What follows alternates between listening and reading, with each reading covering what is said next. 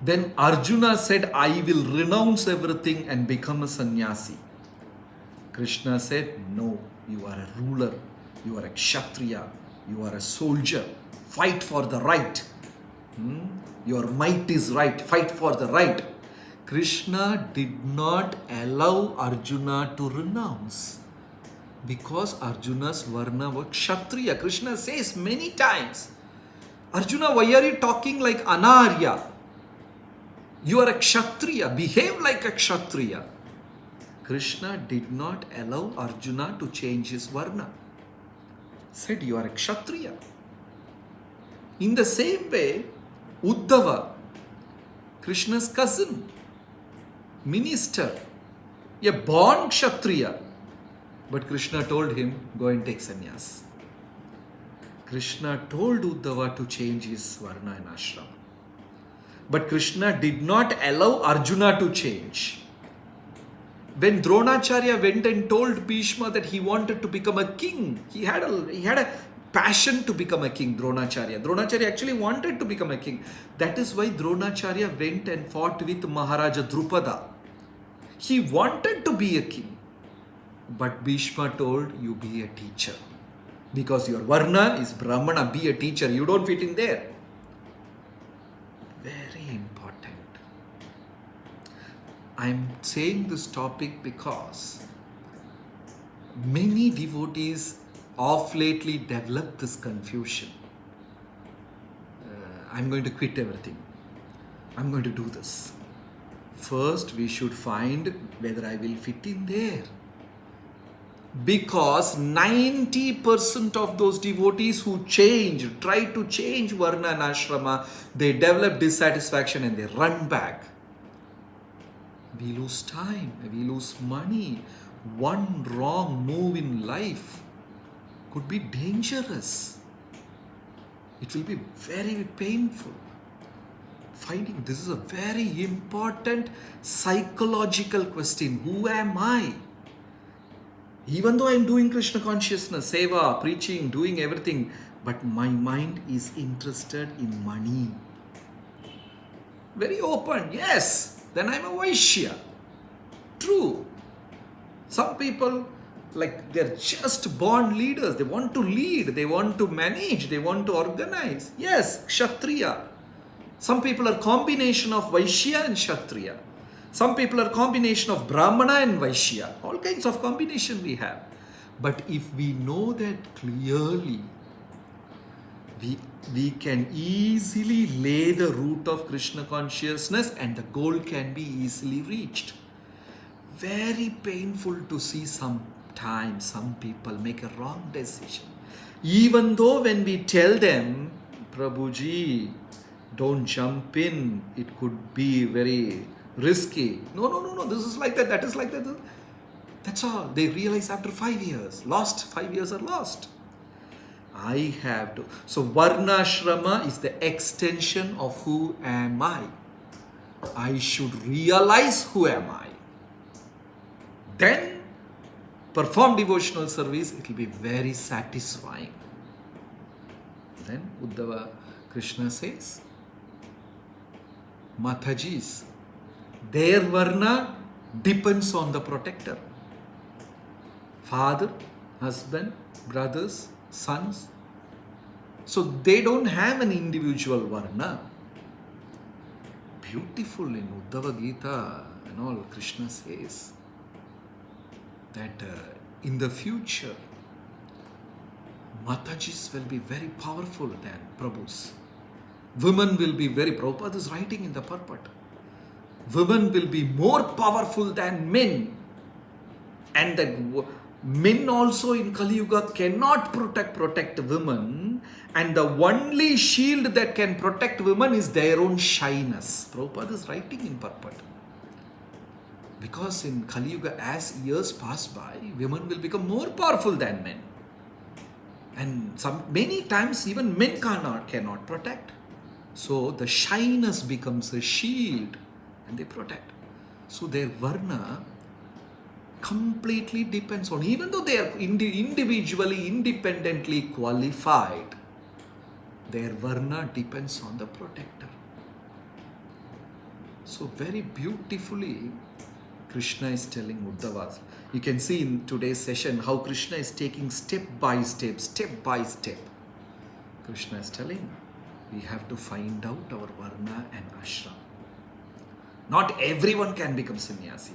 Not everyone can become a vanaprasthi. Not everyone will become a brahmachari. Not everybody has a successful grihastha life. Not everybody is a brahmana. We are combination of many. We are combination. Beautifully said. Santosha trishu kartavya. We should be always satisfied with the three things. Santosha trishu kartavya. We should be always satisfied with three things. Swadhare, then bhojane, dhane. Swadhare means wife. We should be completely satisfied with our wife. Swadhare. Bhojane, satisfied with whatever food we get. Dhana, whatever wealth we have, satisfied. Santushta natrishu kartavya. Don't be satisfied with another three things. Swadhyaya, bhajane, dhana. Never be satisfied with your spiritual quest. Never be satisfied with your bhajana. You want to do more and more and more. Never be satisfied with dhana, charity. Be satisfied with swadhare, bhojane, dhana, wife, food, wealth. Don't be satisfied with spirituality, bhajane and dhana. So Varnashrama system is a beautiful system. It is a very deep psychological research to find out what am I? What is my combination? Then I can find my square there in the map. I will go and just fix in there. Then Shanti. And from there slowly spiritual life will progress. So Krishna is beautifully explaining about Varnashrama Dharma to Dava. Then from there we are moving. Krishna says, if your Varnashrama Dharma is perfect, if you have practiced Varnashrama perfectly, if you find out your Varna and Ashrama, automatically you will understand the combination of your modes, what guna you are. Today's talk is little philosophical, don't sleep off. So we can find out what is my guna. Sattva guna, Rajo guna, Tamo guna. What is my combination? Sattva tama or Rajo tama or Sattva raja. We can find out what is my mode. Then Krishna says, understand your modes, raise to Sattva, then Nitya Sattva. Krishna says, first you understand your guna. Once you understand Varnashrama, then you will easily understand your guna. Once you understand your guna, raise to Sattvic guna. Then from Sattvic you raise to Nitya Sattva. How is that? One day, a person was running. A mob of people were chasing him with weapons. They want to beat him, kill him. And they are screaming and chasing this young man. Get him, kill him, beat him, get him. And they're all screaming with weapons and sticks and throwing stones. And this man, holding the breath of life, running madly. Somehow he wanted to save himself. He's banging the doors of houses and nobody's opening. Then he went in a corner, there was a hose and was banging on the door. Open, open, save me, save me. Then one elderly man opened the door. And this man was sweating and gasping, panicking. And he asked, what happened? So there's a whole mob of people chasing me. They want to kill me. Please, please, let me hide somewhere. Then the elderly man said, okay. Then this young man went and hid himself under somewhere, some nook and corner. Then the mob came running, people screaming abusive languages, having sticks in their hand and lati and trying to throw stones. And they asked, Did you see a young man running this side? We want to kill him. And the elderly man said, no, I didn't see anybody. And the mob ran away, the whole group ran away. And the young man became so happy, moved by the elderly gentleman's courtesy. He protected this man. So he went and said, thank you.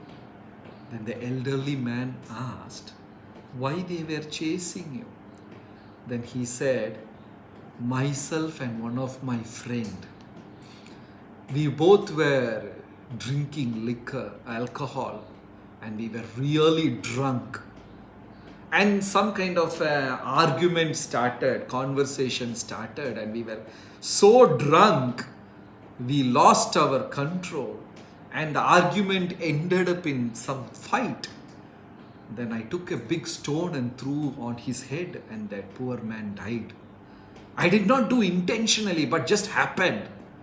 So people got angry and they are chasing me. Then the elderly man asked, okay, who was that? What was his name? Then he said, yeah, I know, but I don't know where his house and all. This was his name. And he said a particular name. Then the elderly man said, okay, thank you, you go. And the boy and the young man left out. He was feeling very moved by the elderly gentleman's courtesy, how that man protected me. He was feeling this thing. At the same time, he was feeling guilty that I threw a stone and killed that other person. Then slowly he started asking, who is that man? Who was his parents? And where was his house? And he realized the man whom he killed was the son of the elderly gentleman who protected him. The man who protected him, his son was killed by this person. He was so deeply moved, disturbed.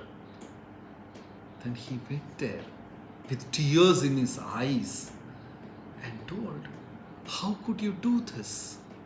I killed your son. And when I told the name, you definitely understood that I have killed your son. But still you protected me. How was that possible? Then the elderly man said, I lost my son already. I have told 100 times to my son, please don't drink alcohol. It will ruin your life. And that has exactly happened. Now I am telling you, my son, I don't want to lose you also. Please stop this bad habit. So this was an example. Okay. Now, those boys who were drunk, they are tamasic people. They are in tamoguna. The mob with the sticks, they were running and trying to kill that boy, were rajasic people. And the elderly Brahmana who forgave this man was sattvic.